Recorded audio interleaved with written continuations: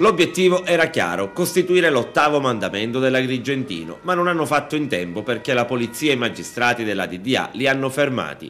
A capo di questo nascente mandamento avrebbe dovuto esserci Leo Sutera di Sambuca di Sicilia, mentre il suo braccio destro avrebbe dovuto essere Francesco Ribisi di Palma di Montechiaro.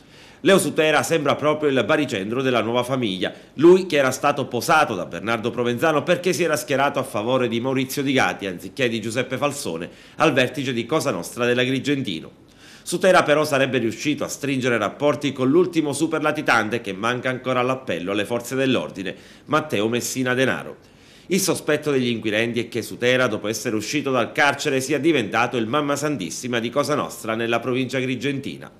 L'operazione odierna è una sorta di seguito di quella portata a termine 2 anni fa e denominata Cupola, quando vennero arrestati 15 capi mandamento che si erano riuniti a Santa Margherita Belice per eleggere il nuovo capo. Nel provvedimento odierno risalta anche l'arresto di un agente della Polizia Penitenziaria di Siculiana, Maurizio Bellavia.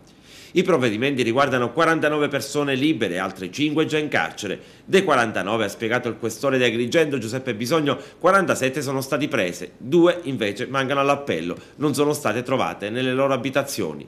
È un risultato comunque importante, l'indagine è partita negli ultimi mesi del 2010 grazie al lavoro certosino della squadra mobile del commissariato frontiera di Porto Empedocle, diretto da Cesare Castelli, ed è partita per monitorare cosa accadeva dopo l'arresto dei 2 grandi capi, Gerlandino Messina e Giuseppe Falsone.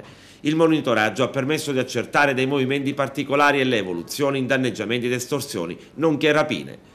Nel corso dell'operazione della scorsa notte 2 delle persone catturate sono state ricoverate in ospedale. Si tratta di Fabrizio Messina, fratello dell'ex latitante e capomafia provinciale Gerlandino. L'uomo accusato di disturbi cardiaci, Messina è stato sottoposto ultimamente a un intervento chirurgico per la sostituzione di una valvola cardiaca. Anche Giuseppe Lomascolo, 73 anni, imprenditore di calcestruzzo di Siculiana, è finito al nosocomio per accertamenti. Anche per lui problemi cardiaci. In nuova cupola emerge purtroppo un altro aspetto, il coinvolgimento di alcuni imprenditori e questo malgrado i duri moniti di Confindustria degli ultimi anni. Seguiamo cosa ci dice a tal proposito il direttore del settimanale Grandangolo, Franco Castaldo. È ancora difficile, anche se i tempi sono cambiati. Nella zona del Siculianese e dell'Empedoclino l'abbiamo visto, hanno messo dentro un po' di gente che si occupa di calcestruzzo, è la solita storia, non tanto le costruzioni, ma ditte che si occupano di cemento e di calcestruzzo. In pratica il solito pizzo, la solita imposizione che chi deve realizzare delle strutture murarie devono rivolgersi obbligatoriamente sempre alle stesse ditte e agli stessi soggetti. Però la giustizia prima o poi arriva a mettere un freno a tutte queste cose.